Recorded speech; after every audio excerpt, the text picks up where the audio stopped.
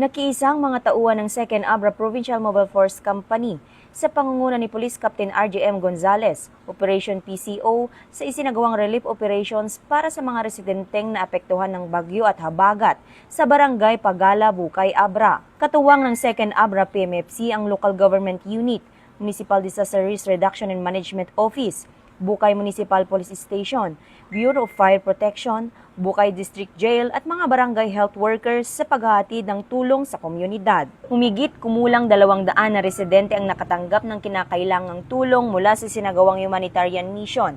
Naglaan din ng 2nd Abra PMFC ng police assistance at transport support, kabilang ang pagtulong sa paghahatid ng mga relief goods patawid ng ilog, upang matiyak na ligtas at maayos na makarating ang mga pangunahing pangangailangan sa mga pamilyang naapektuhan. Sa kabila ng malakas na agos ng ilog at masamang lagay ng panahon, hindi naging hadlang ang panganib upang maisakatuparan ang misyon.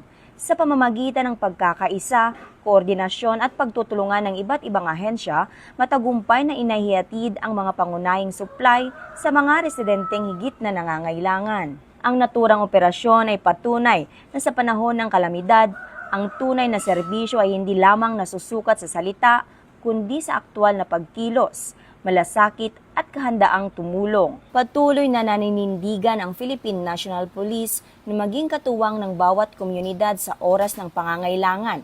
Sa bawat hamon at kalamidad, patuloy tayong kikilos upang matiyak na walang mamamayang maiiwan, walang pamilyang makakalimutan at walang nangangailangan ng tulong ang hindi maaabot.